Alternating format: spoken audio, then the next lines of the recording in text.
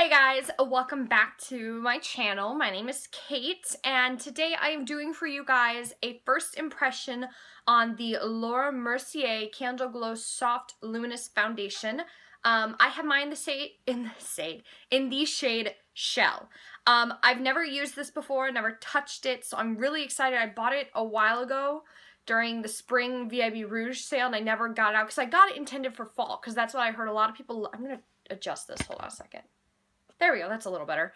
So I got this for the intention of trying it out and wearing it this fall, so I figured today's as good a day of any. It's, 55 degrees in Chicago and sunny, and I figured, let's do this. If you've never seen a first impression on my channel, first off, I'll link the latest one, down below for you guys. But what I always do is I prime both sides of my face, and today I'm using the Maybelline Master Prime Blur and Smooth. The problem for me is that with my very normal skin, that if I don't prime my face, no foundation ever stays. And I feel like I'm giving it a better shot because in reality, you would be wearing a primer, I would hope. I really hope you would be wearing a primer. My skin's also moisturized. This month at Sephora, I work at Sephora, we have, our whole animation is called #SkinGoals. And it's teaching people the importance of taking care of your skin and all that stuff. But, nonetheless, so I'm all primed. I'm not going to treat my redness today. It's not too red. It's mostly just the apples of my cheeks. One side of my face will be done using the Beauty Blender sponge. The other side will be done using the Real Techniques. I think this is the buffing brush. Yep, buffing brush. It comes out of that core collections that they make. My stuff is currently a mess. I just unboxed all my BoxyCharm, my Morphe, all that stuff. So, first off, the packaging on this is gorgeous. Now I've just touched it, so it's all gross on the top of the cap. But this is very beautiful packing. Minimalist, the frosted bottle. I love the frosted bottle. I also love how, for once, the frosted bottle isn't a circle. So it's a perfect, a little bit of a wider rectangle. It kind of gets bigger as it gets towards the middle, but I think it's very beautiful, very classy looking. I'm gonna shake this. I don't know if I'm supposed to, but I just want to make sure it's all in there. The pump though is really weird. I feel like it does not fit the bottle. I'm gonna do, let's see how many pumps it takes to just get something to come out. Oh, there we go. Oh, that is 2 pumps. That is nothing. This is a really tiny pump, so I'm gonna do 3 pumps. And I've said before on my channel, I always like to dab the product first, rather than just dip my applicator into it. I feel like this way I'm conserving a lot more of the product.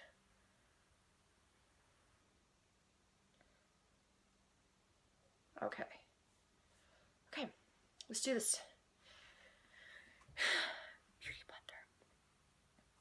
And just because today my setup is blocking most of my big mirror, I'm going to pull open, this is the Lorac 3 palette down here. I'm going to just pull this out to be able to buff all this in.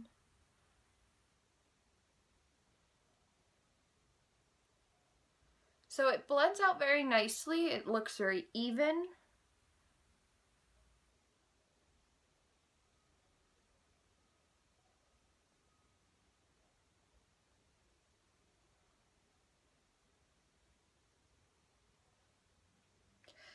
I will admit this though, I was a little concerned because when I bought this in store, I didn't have, I've been color IQ'd, I know my color IQ by heart at Sephora. Side note, if you haven't been color IQ'd, now that you've lost your summer color, go in.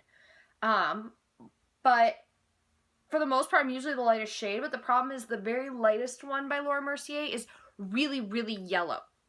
So I figured, okay, maybe no, maybe I won't do that one. So I grabbed the next one down, which I think is this one, Shell, which is supposed to be pinky, but it pumped out and it looked really yellow. So I was really concerned, but now it's blending in. It's looking a little bit more pink, a little more neutral. I like it. Ooh. I feel like it's kind of hard to tell with how my lighting is in here, because again, I don't have the money to buy the big fancy box lights, soft box lights, and all that stuff. I really like it. I'd say it's definitely medium coverage. I can still kind of see a little redness. The redness is picking up a lot more on camera than it is in person. There's still just that tiny bit, right? Kind of about that much distance. Just the little first section of my pinky right here. So I'm going to go on with, I used up the 3 little pumps on my hand. These are the tiniest little pumps in the world though. So I'm going to pump out half a pump. apply it on top. And I mean, I will be concealing in a minute, but I don't bring my concealer that far down my face. I just don't like how it looks on my face type. And voila, it's gone. Oh my gosh. I'm really making sure that I get my nose, my chin, and I'm going to take what's left of that little dab and just blend down my neck.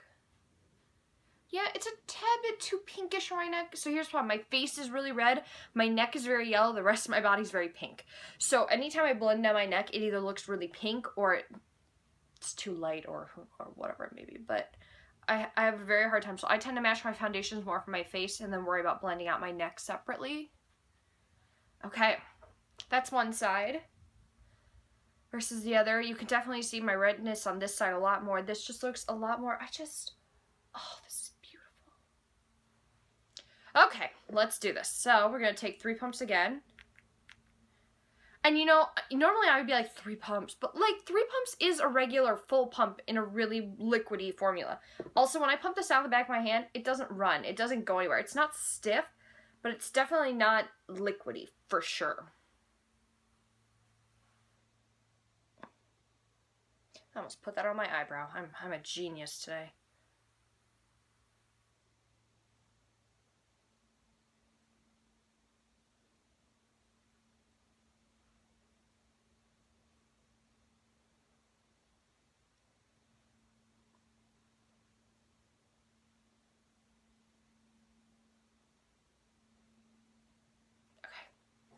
Now I'm going to take the brush and buff this in.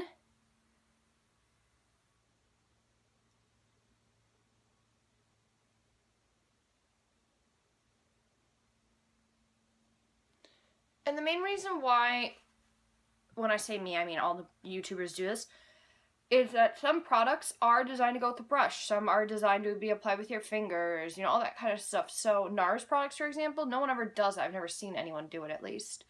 But NARS foundations are designed to be put on with your fingers, to be honest.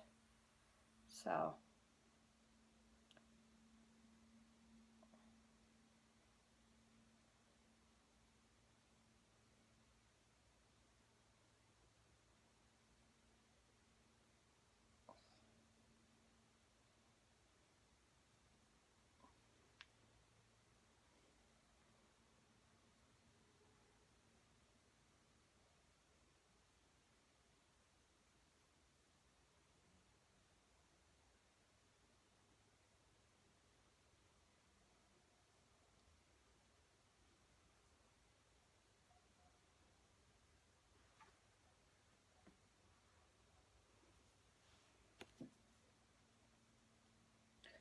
looking at both sides, they both look really good. I'm going to go in with just that little half a pump again to cover the middle of my cheek, which, like I said, I have very mild rosacea. I'm very lucky it's not a worse form of rosacea at all. I just realized I flipped off the camera. My bad. So I know mine's not the worst, but the redness can get in the way of matching foundations for me.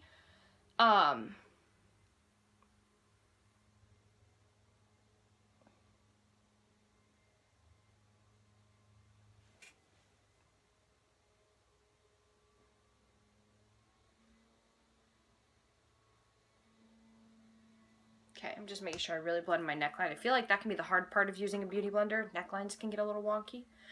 But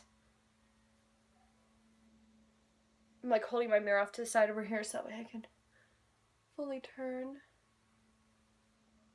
I like it a lot. And you know, I didn't even put much under my eyes. And I don't really need that much. I mean, I need something because I've got such a dark smoky eye going today. I need something. But I really like it. It feels lightweight. This side that I did first is definitely...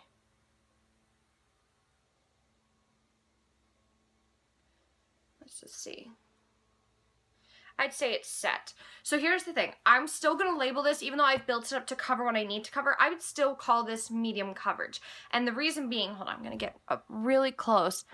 You can still see my freckles. You can still see my mole. I have to cover that up. Usually my freckles get covered when I put the concealer on top, but I mean, we'll see. Today I'm going to use my Sephora Bright Future Gel Serum Concealer to conceal my under eyes. And I don't do the huge triangle. I just like to swipe a little bit.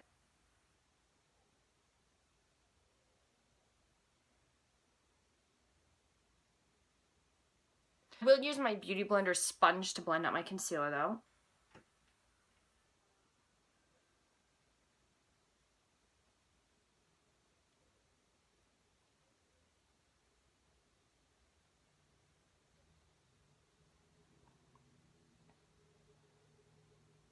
Oh.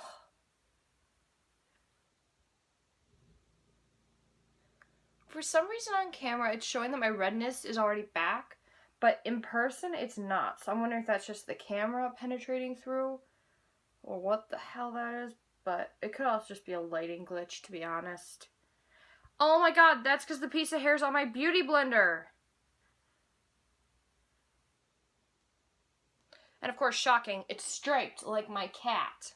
All concealed, all blended, and I'm just really quickly going to set that. I've been using the light shade in my Too Faced Cocoa Contour Kit to set my under eye. I don't know why. No specific reason, I just really like it.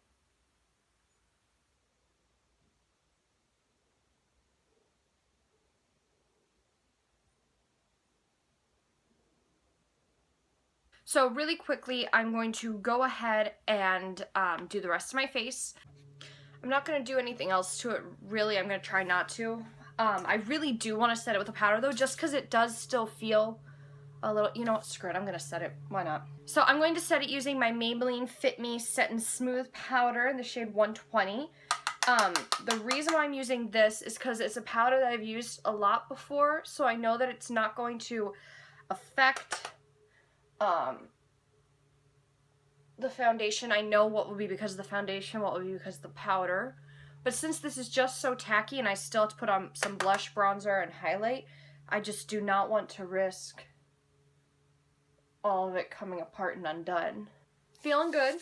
I'm not going to contour or anything today, but what I'm going to do really quickly is going to go finish the rest of my face makeup, and then I'll be back. Okay guys, so I am back. I finished the rest of my makeup. I put on some blush, some bronzer, a little highlight, and a lip color. Lip color is still drying. So all in all, I still really like the foundation. So my feeling is use a beauty blender with it rather than a brush. Because when I went to apply my blush and my bronzer on this side of my face that I applied it with my brush, maybe it could have been the product wasn't dry yet. I don't know. But I had the hardest time blending out, and I still feel like it doesn't look quite as nice as the other side does. It just doesn't feel right. Highlight had no problem both sides. It was just the blush and the bronzer, so I'm not really sure why. Anyway, it is currently 3 o'clock. I know it's kind of late to be starting a first impression, but I work at 4. So I'm going to check in with you guys at the end of my work shift, and we'll see how well it held up. Hey guys, so I'm checking in with you. It's now 9:30, so I've had this foundation on for 7 hours now. All in all, I think it's a really nice foundation, actually. I do look a little shiny. I'm not, like, actually oily. There's no oil coming off. It's just shine, which this is a soft candlelight glow style foundation. The wear held up pretty well. It did break down a little bit around my nose and stuff, but to be fair, I was blowing my nose all day. It stayed really nicely. It hasn't faded. It doesn't look like it's oxidized. I really do like it. I think this is going to be now one of my new favorite foundations, to be honest. But yeah, I think I'm really happy with it. I think I would rank this one, on a scale of 1 to 10, I'm going to go with,